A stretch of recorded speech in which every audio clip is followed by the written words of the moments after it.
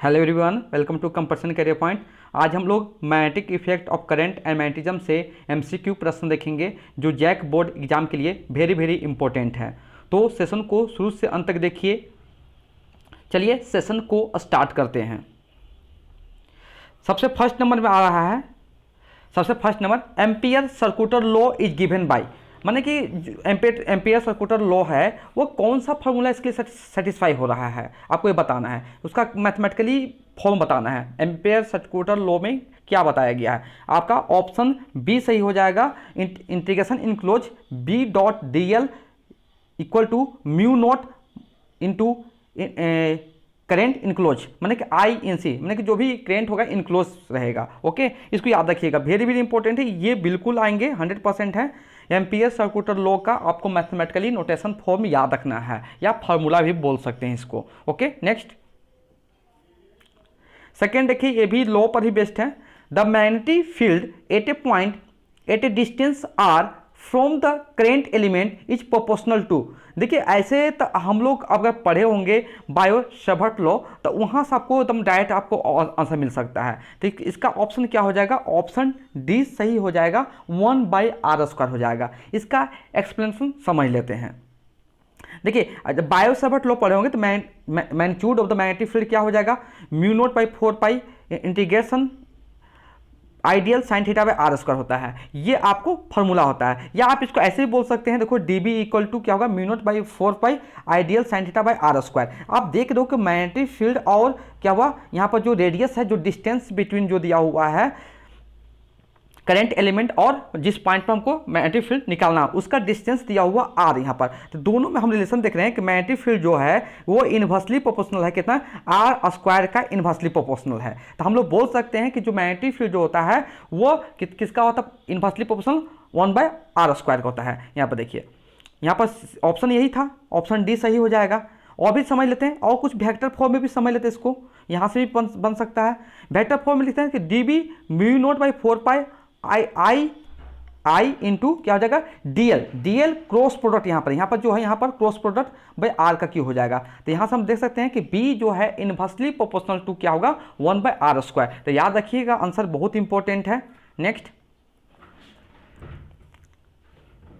Third number, the magnitude of magnetic field inside long solenoid carrying a current I is. तो आपका यहाँ से option जो हो जाएगा सी करेक्ट हो जाएगा, म्यू नॉट एन आई। अब इसका थोड़ा सा और भी देख लेते हैं, डिस्कस कर लेते हैं। देखिए यहाँ पर मैग्नेटिक फील्ड जो है इनसाइड सोलेनॉइड में म्यू नॉट एन आई। देखिए म्यू क्या होगा, आपको कांस्टेंट टर्म दिया हुआ है, एन नंबर ऑफ टर्न्स दिया हुआ है, एन क्या है बताइए, नंबर ऑफ टर्न्स दिया हुआ है, नंबर ऑफ टर्न्स। अब आई क्या है, करंट है। तो हम लोग बोल सकते हैं magnetic field inside solenoid is equal to mu naught n I, हम लोग बोल सकते हैं यहाँ से। 4 नंबर,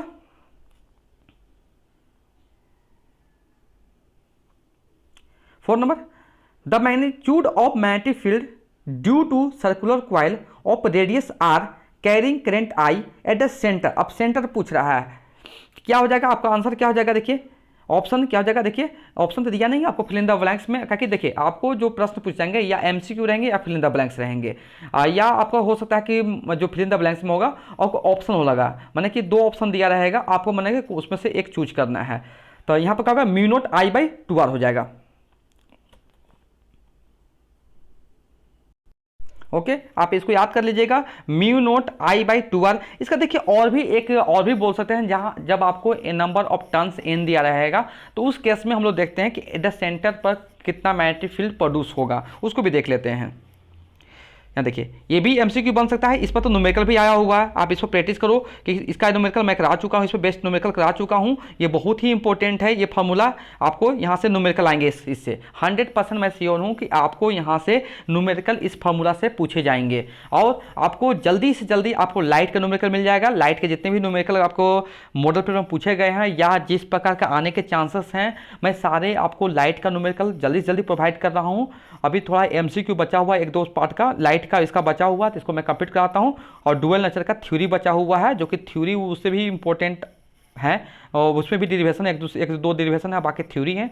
तो मैं उसको कंप्लीट कराने के बाद जल्दी से आपको लाइट का न्यूमेरिकल या लाइट का न्यूमेरिकल पहले मिल जाएगा, बहुत जल्दी मैं ट्राई करूँगा। देखिए the magnitude of the magnetic field due to circular coil of radius r, उसमें दिया हुआ नंबर ऑफ टर्न्स n दिया हुआ है, कैरिंग करंट I दिया हुआ है। तो एट द सेंटर पर पूछ रहा है कि magnitude of the magnetic field eight the centre में क्या हो जाएगा, तो क्या होगा म्यू नोट NI/2R। अगर देखिए n का वैल्यू नहीं दिया रहेगा तो आपको क्या होगा फॉर्मूला म्यू नोट I/2R हो जाएगा इस केस में। Next 5 number, magnetic field due to conductor a long straight carrying current wire. इसमें पूछा रहा है कि मैग्नेटिक फील्ड के दो लॉन्ग, या कंडक्टर बोलेगा लॉन्ग स्ट्रेट कंडक्टर पूछेगा, या बोलेगा या इनफाइनाइट कंडक्टर पूछेगा, लॉन्ग इनफाइनाइट कंडक्टर या long straight current carrying wire पूछा जाएगा। तो क्या होगा B इक्वल टू क्या होगा म्यू नोट I/2πr हो जाएगा। म्यू नोट कांस्टेंट है, परमिटिव मालूम है, इसका वैल्यू कितना होता है 4π कितना होगा इंटू 10⁻⁻7 हो जाता है। तो आप इसको याद रखो, बहुत ईजी है। अब I इक्वल टू क्या हो जाएगा, I इक्वल टू करेंट और R क्या होगा रेडियस हो जाएगा इस केस में। ओके, सारा याद रखिए। देखिए इसको ऐसे भी कहीं कहीं बुक में दिया रहेगा आपको, तो इसको भी याद रखिएगा। देखिए 2 म्यू नोट I/4πr, देखिए 2 से अगर ये कैंसिल करेंगे तो 2πr आ जाएगा। तो वही बात हो जा रहा है ना, आप कैसे भी एग्जाम में दिया रहेगा तो आपको सही करके आना है। तो 2 म्यू नोट I/4πr हो जाएगा इस केस में। 6 number, force on a moving charge in informative field क्या हो जाएगा, इसको आप लॉरेंज फोर्स से भी आप डिनोट कर, जो फोर्स यहाँ बात किया जा रहा है हम लोग यहाँ से लॉरेंज फोर्स के भी नाम से जानते हैं। तो ये देखिए यहाँ पर इसको अगर जानना चाहे डिटेल से देख लेते हैं कि फोर्स डायरेक्टली इक्वल टू क्या होता है मैग्नेटिक फील्ड। अगर देखिए अगर फोर्स देखिए मैग्नेटिक फील्ड बढ़ाएंगे तो फोर्स भी ज़्यादा बढ़ेगा, अगर चार्ज बढ़ाइएगा, चार्ज बढ़ाइए क्वांटिटी तो वो भी फोर्स बढ़ेगा, और वेलोसिटी बढ़ाइएगा तो उसका भी फोर्स मतलब कि फोर्स भी क्वांटिटी बढ़ जाएगा। तो ये डायरेक्टली प्रोपोर्शनल है। तो ये तीनों इक्वेशन को हम लोग कंबाइन करेंगे तो क्या होगा F directly proportional to B³ sin theta हो जाएगा। अब देखो डायरेक्टली प्रोपोर्शनल को रिमूव करेंगे तो यहाँ लोग कांस्टेंट टर्म देंगे जिसका नाम K दिए हुए हैं, और K के वैल्यू अगर 1 पुट कर लेते हैं तो क्या होगा QV sin थीटा हो जाएगा। ये बहुत इंपॉर्टेंट है, इस पर आपको MCQ में न्यूमेरिकल भी पूछा जा सकता है या डायरेक्ट आपको फार्मूला के बेस पर कुछ भी पूछा जा सकता है। जिससे मैं आपको एक बताऊंगा क्या पूछा जा सकता है, और नेक्स्ट सेशन में इसका आप न्यूमेरिकल भी देखना चाहेंगे, मतलब कि जो भी न्यूमेरिकल इसमें MCQ पूछे जा रहे हैं उस पर भी हम डिस्कस कर लेंगे।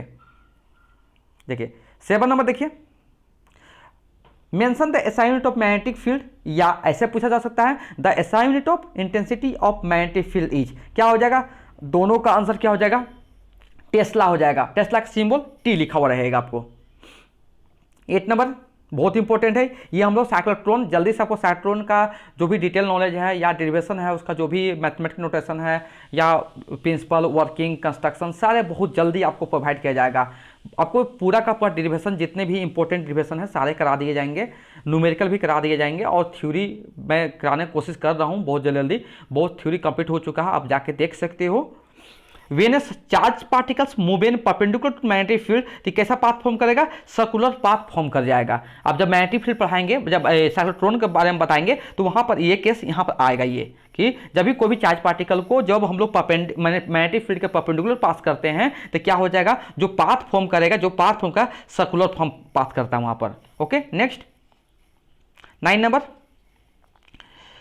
And electron moves with constant velocity v parallel to the direction of uniform magnetic field V, the force experienced by the electron। देखिए आपको सब चीज दिया हुआ, देखिए वेलोसिटी दिया हुआ है और मैग्नेटिक फील्ड दिया हुआ है, और आपका फोर्स पूछा जा रहा है कितना फोर्स लगा है। इलेक्ट्रॉन का चार्ज क्या होगा E ले लीजिए, चार्ज जो होगा इलेक्ट्रॉन में जो है E चार्ज है मान लीजिए। तो हमको फॉर्मूला जो यहाँ पर देखते हैं तो क्या होता है फॉर्मूला, देखिए यहाँ पर F equal to B³ sin theta होता है। फिर पैरेलल केस में का थीटा की वैल्यू 0, अब sin थीटा की वैल्यू 0 पुट करेंगे तो sin 0 की वैल्यू 0 होता है। अगर यहाँ पर चार्ज की वैल्यू क्या E है तो BeV इंटू 0, तो फोर्स क्या हो जाएगा 0 हो जाएगा इसमें। जब पैरेलल केस होगा तो ये हो जाएगा। अब परपेंडिकुलर केस पूछेगा तो क्या होगा F इक्वल टू क्या होगा BeV हो जाएगा खाली।